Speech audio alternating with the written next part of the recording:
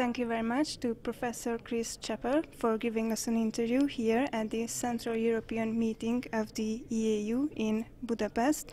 You are the Secretary General of the EAU, and I have some questions for you.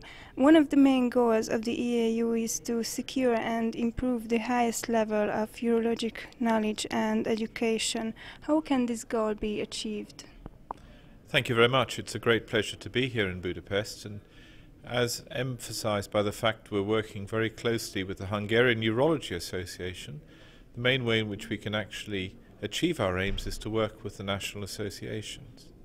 But moving beyond that, of course, as a pan-European and truly international society, the European Association of Urology aims to provide the highest quality education for urologists with the benefit to patients that follows from that. So in this context, we're organizing a number of meetings such as this throughout Europe every year, which allow us to provide the facilities for young urologists to be involved with evidence-based teaching based on our guidelines, with state-of-the-art lectures from experts in the field, and with hands-on training.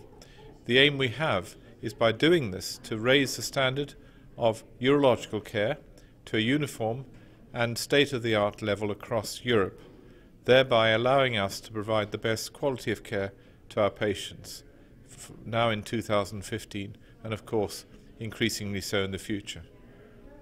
What facilities, programs can the EAU offer to young urologists? So in terms of what we can offer young urologists, we have the best and most comprehensive guidelines in the world, the EAU guidelines, which are updated a maximum of every 2 years and many of them every year. They're the most comprehensive guidelines because they cover the whole of urology.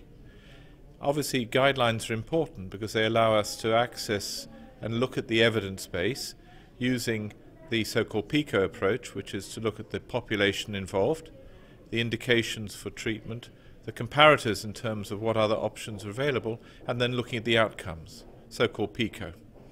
Moving beyond that, of course, using the guidelines as a backdrop to our educational program, we have a number of other approaches. We have the annual scientific meeting, which next year will be held in Munich in March.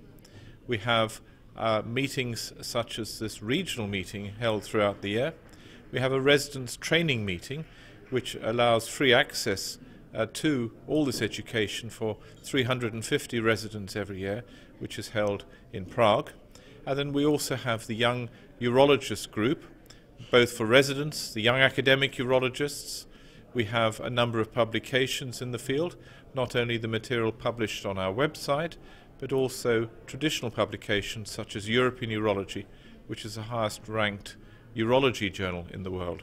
And we've also got European Urology Focus, which has just been released. And so by doing this, looking at this whole platform of different approaches, we are aiming to provide the evidence for young urologists to provide the best quality care for their patients. Of course, finance is important, and we also have a very good scholarship program, which allows residents to go on short-term or even longer-term visits, and also allows them to have access to doing research studies where they can go for a year or even 2 years with full funding to another institution to carry out a validated research program for somewhere else in Europe apart from their own society. You have already mentioned some urology papers, and I wonder which medical professional web pages would you recommend for colleagues who want to keep up with the latest science?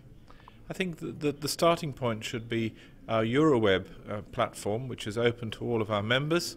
There's also Eurosource, which has 55,000 items of information, some quite lengthy, on it, which provide enormous access and benefit. Of course, we also have the European Urology website, which also allows access to latest developments, and we also have all of our guidelines freely available on the web at present. Also, we're moving towards patient information, which is important and helpful for our colleagues seeing patients. We have the generic information relating to conditions, and we're now looking very actively at expanding that to provide more detailed information to patients, which will be available also on Euroweb. What are the goals of the EAU for the future? It's always a question about what for the future, and looking into the future is always difficult. But in this context, we recognize that nothing stays still.